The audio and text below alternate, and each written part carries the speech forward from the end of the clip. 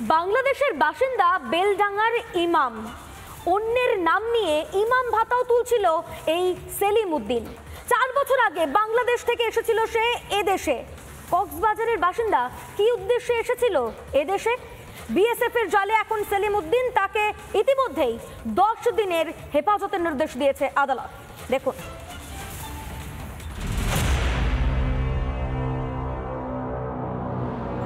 কোচবিহারের 3 বিঘা লাগোয়া এলাকা থেকে এক বাংলাদেশি গ্রেফতারের সামনে এলো চোখ কপালে তোলার মতো তথ্য। ধৃত বাংলাদেশের নাম সেলিম উদ্দিন। জানা গিয়েছে 4 বছর আগে ভারতে অনুপ্রবেশ করে সে। বাংলাদেশের সেলিম এ রাজ্যে দিব্যি পাচ্ছিল ইমাম ভাতা। নিজের নামে নয়, অন্যের নামের ইমাম ভাতা দিব্যি পাচ্ছিল সে। 4 বছর আগে ভারতে অনুপ্রবেশ। বাংলাদেশের কক্সবাজারের বাসিন্দা। স্থানীয় দর্জির দোকানে কাজ, মাদ্রাসাতে শিক্ষকতা করত।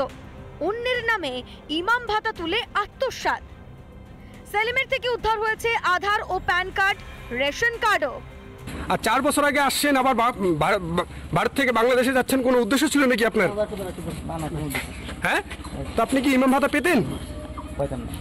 না, আপনি তো কালকে বলছিলেন যে ইমাম ভাতা পেতেন। ওইটা মসজিদের নামে আছে। আচ্ছা, অন্যের নামে আসতো আপনার অ্যাকাউন্টে টাকা দিলে? মসজিদের নাম কি? মসজিদের নাম মকরমপুর দক্ষিণ পাড়া মসজিদ। কাপড় সেলাইয়ের কাজ করছে। কাপড় সেলাইয়ের কোথায় সেটা? সেটা গ্রামেই করছে। সে তো বাংলাদেশ যেতে গিয়ে ধরা পড়েছে, তার অ্যাড্রেস পাওয়া গেছে কক্সবাজারে, বাংলাদেশ। সেটা আমরা সঠিক জানি না। কোনোদিন কি কথা হতো সেরকম? আমরা সব কিছু সন্দেহ আমরা জানি না। আমরা পার্শ্ববর্তী পাশের আমাদের যে মসজিদ আছে, ওই মসজিদে উনি থাকতো।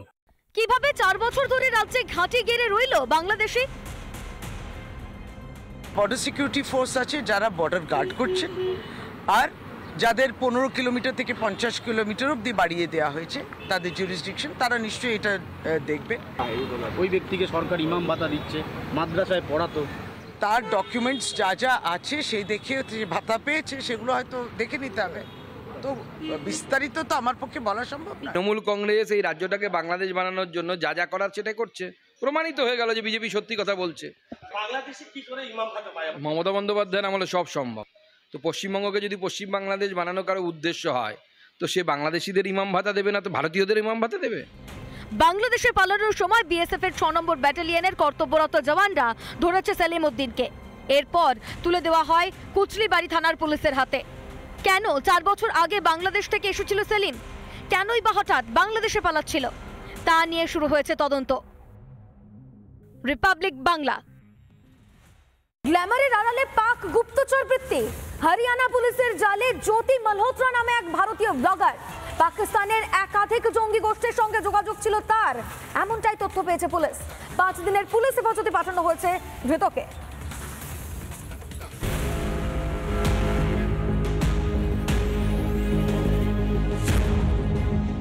সমাজ মাধ্যমের ইনফ্লুয়েন্সারের কাজের আড়ালে চলত গুপ্তচর বৃত্তি। রূপের আড়ালে চলত ঘৃণ্য ষড়যন্ত্র। দেশদ্রোহী কর্মকাণ্ডের তথ্য ফাঁস হতেই গ্রেফতার হরিয়ানার বাসিন্দা জ্যোতি মালহোত্রা।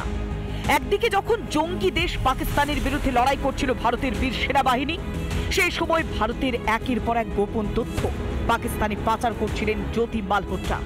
हरीश कुमार आरओ एक्सटेंशन हिसार को ऑफिशियल सीक्रेट एक्ट और 152 बीएनएस के अंतर्गत अरेस्ट किया है।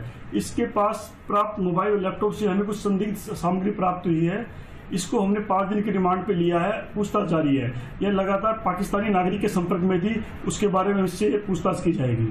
পেশায় ট্রাভেল কন্টেন্ট ক্রিয়েটার, 3 বার পাকিস্তান গিয়েছেন, সবই ট্রাভেল ভিডিও বানানোর জন্য।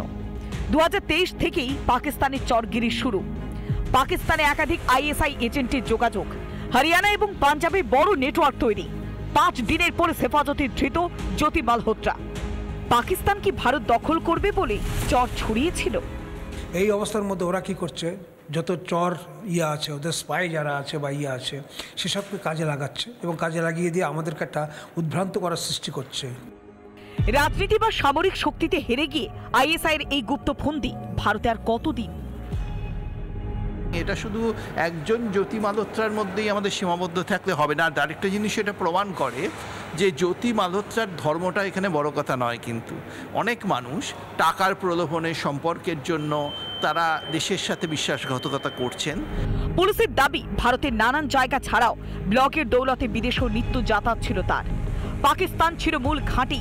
সিঙ্গাপুর, চীন সহ নানা দেশে ঘুরে বেড়াতো জ্যোতি। তদন্তে সেই দেশের নেটওয়ার্কও। রিপাবলিক বাংলা।